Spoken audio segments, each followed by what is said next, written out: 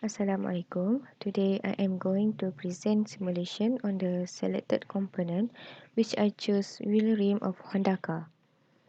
In this video, I will explain about the two tests in simulation, which are the static test and the fatigue test. So the static test is used to calculate the stresses and deformation of model to determine the response of the part due to effect of forces and pressure, while the fatigue test is repeated loading and unloading weakens objects over time, even the induced stress is lower than allowable stress. So I have done the static test and fatigue test. In static test, I put the load for 8000 Newton and I also put the gravity. So the result is here.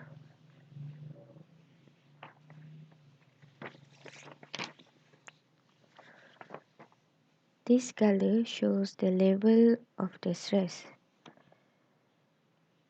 The place where red area mean high stress, so the chances for the model to break down is the red area.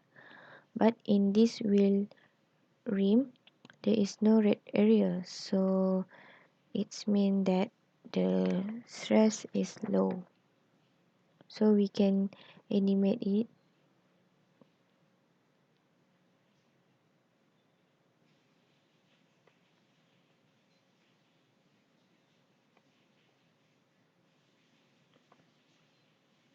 So for this material, it resists the 8000 Newton load.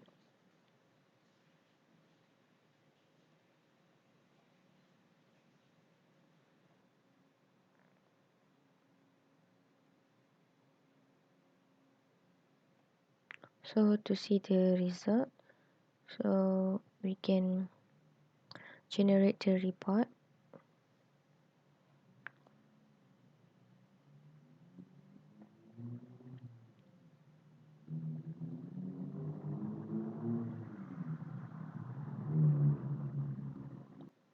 Okay, after we generate the report, we got the result, which is the stress. We got the minimum stress 9.340 exponent 2, and the maximum stress is 2.914 exponent 6.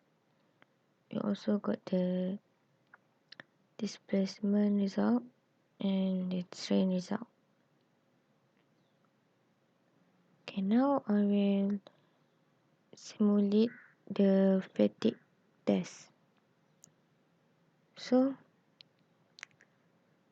we run this test. So in fatigue test, I choose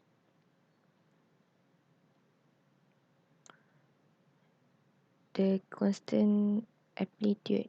Constant amplitude is fully defined by the alternating stress, mean stress, and number of cycles. So I put the value. Value cycles is 50,000, and the loading type is fully reverse. So after I run this study, I got the report, which is in here.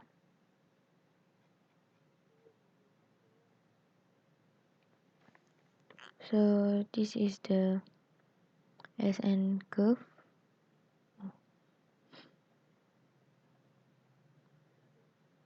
The curve is like this. So I maximize the graph.